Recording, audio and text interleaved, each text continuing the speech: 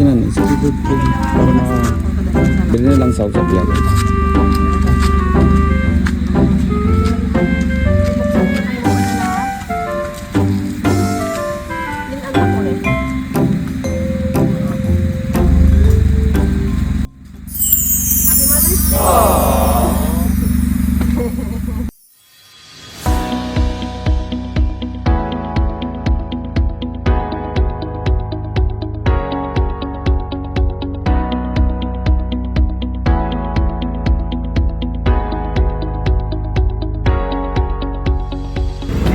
Hello po kabayan! Nandito po tayo ngayon sa Santa Carmen, Dumalag, Capiz para maghatid na naman na isang napaka-sweet na sorpresa mula sa isang anak from Israel na si Ma'am Joanna para sa kanyang minamahal na ina na si Ma'am Violeta ngayong Mother's Day.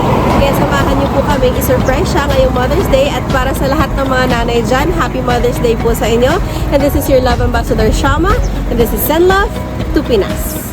Rinay, mo pa dala di? Diretso na, sige good para bili na lang sa vlog.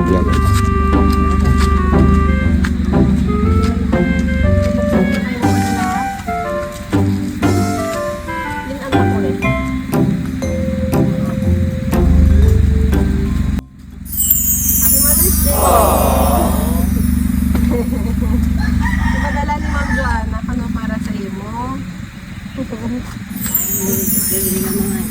Taga Rojas kami. Pero gintawag niya lang yun sa amon to Send Love to Pinas para nga i-surprise ko na ikaw sa Mother's Day. Hari may mayara sa sulat si Joanna sa imo. Okay lang ang sound ko. Direct ka na niya may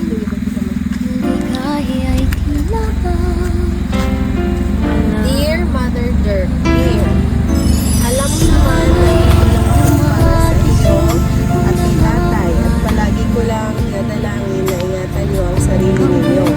Ito lang ang pagtangin kong pagkatuwa. Gusto ko lang kayong maging masaya. Gusto ko lang na-express ang pagmamahal sa inyo. Minsan palagi ako.